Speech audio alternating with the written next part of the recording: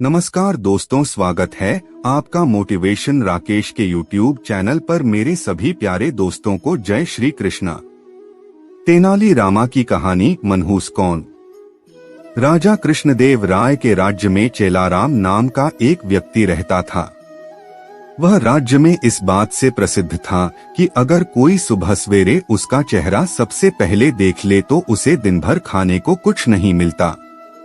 लोग उसे मनहूस कहकर पुकारते थे। बेचारा चेलाराम इस बात से दुखी तो होता, लेकिन फिर भी अपने काम में लगा रहता। एक दिन यह बात राजा के कानों तक जा पहुंची। राजा इस बात को सुनकर बहुत उत्सुक हुए। वह जानना चाहते थे कि क्या चेलाराम सच में इतना मनहूस है। अपनी इस उत्सुकता को दूर करने के लिए उन्होंने चेलाराम को महल में हाजिर होने का बुलावा भेजा। दूसरी ओर चेलाराम इस बात से अनजान खुशी खुशी महल के लिए चल पड़ा।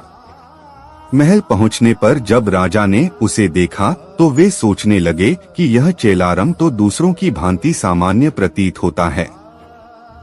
यह कैसे दूसरे लोगों के लिए मनहूसियत का कारण हो सकता है।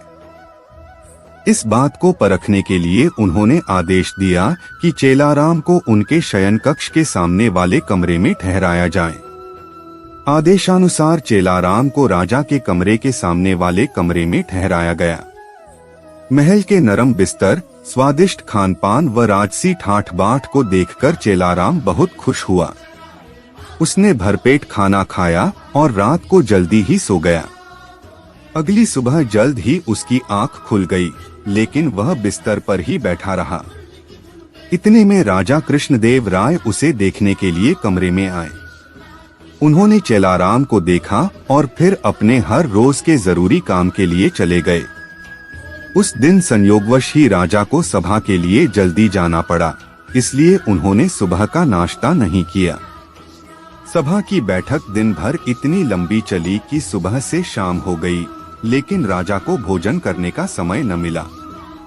थकेहारे भूखे राजा शाम को भोजन के लिए बैठे ही थे कि परोसे हुए खाने में मक्खी पड़ी देखकर उन्हें बहुत गुस्सा आया व उन्होंने भोजन न करने का निर्णय किया।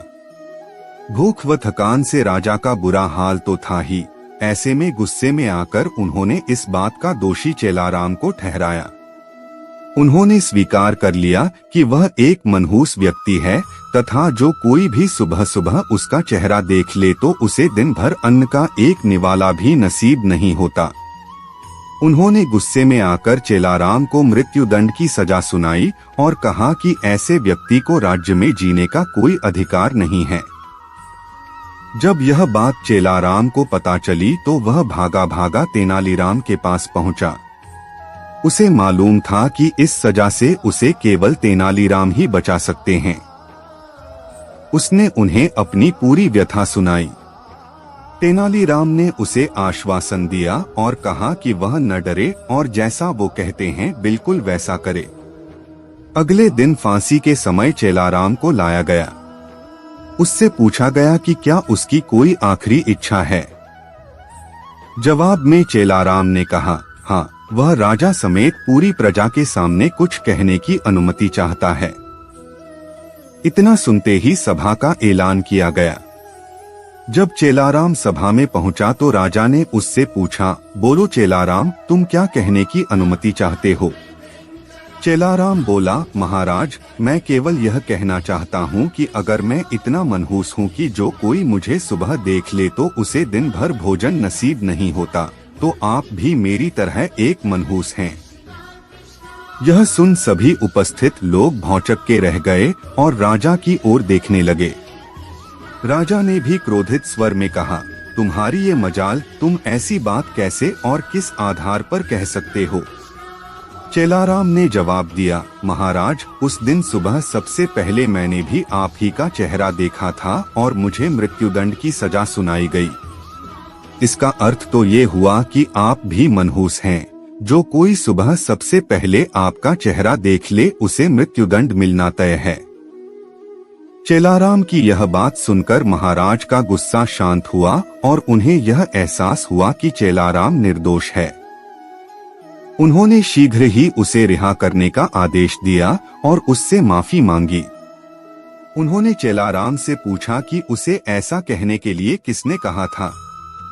चेलाराम ने जवाब दिया, तेनालीराम के अलावा कोई और मुझे इस मृत्युदंड से नहीं बचा सकता था, इसलिए मैंने उनके समक्ष जाकर अपने प्राणों की गुहार लगाई थी। यह सुनकर महाराज अत्यंत प्रसन्न हुए और उन्होंने तेनालीराम की खूब प्रशंसा की। उनकी बुद्धिमानी को देख महाराज ने उन्हें रत्नजड़ित सोने का हार इनाम स्वरूप दिया। कहानी से सीख। तेनालीराम की इस कहानी से हमें यह शिक्षा मिलती है कि बिना सोचे विचारे हमें किसी की भी बातों में नहीं आना चाहिए। आपसे मेरी प्रार्थना है कि मुझे मोटिवेट करने के लिए वीडियो को लाइक करें, शेयर करें, सब्सक्राइब जरूर करें दोस्तों, और कमेंट में जय श्री राम जरूर लिखें।